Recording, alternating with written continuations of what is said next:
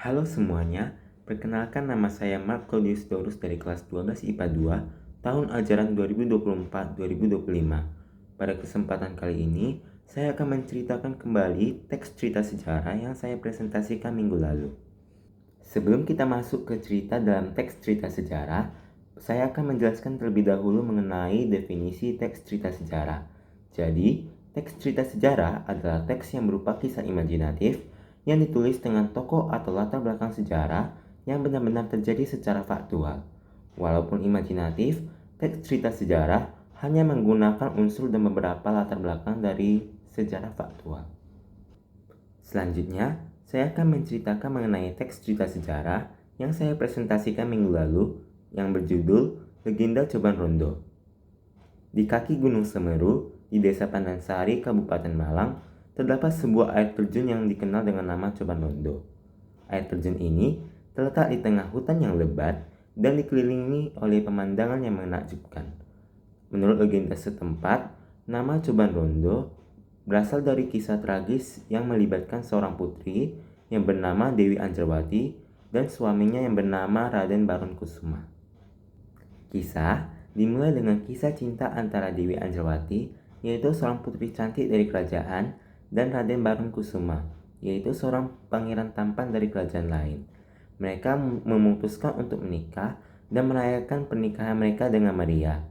Namun, pernikahan mereka tidak berlangsung lama karena pada hari pernikahan mereka, datanglah seorang pangeran jahat yang menyukai Dewi Anjarwati dan merasa cemburu. Nama pangeran tersebut adalah Raden Putra, dan dia sangat marah karena Dewi Anjarwati memilih Barun Kusuma sebagai suaminya. Raden Putra yang tidak menerima keputusan tersebut kemudian bertekad untuk menghancurkan pernikahan mereka.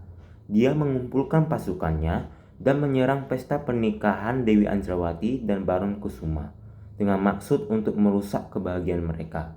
Konflik ini menyebabkan kekacauan dan kehancuran di pesta pernikahan tersebut. Dalam kekacauan yang terjadi, Dewi Anjarwati dan Barun Kusuma berusaha melarikan diri dari serangan Raden Putra. Mereka lari menuju hutan untuk mencari perlindungan. Namun, Raden Putra dan pasukannya terus mengejar mereka dengan penuh semangat. Pada akhirnya, Dewi Anjarwati dan Barun Kusuma terpojok di sebuah lokasi yang sulit diakses, yaitu sebuah tebing di mana air terjun kini berada. Dewi Anjarwati yang merasa putus asa kemudian meminta maaf kepada Tuhan dan memohon agar mereka diberi perlindungan. Karena keputusasaan dan cinta yang mendalam, Dewi Anjarwati terjun dari tebing bersama suaminya untuk menghindari jatuh ke tangan musuh.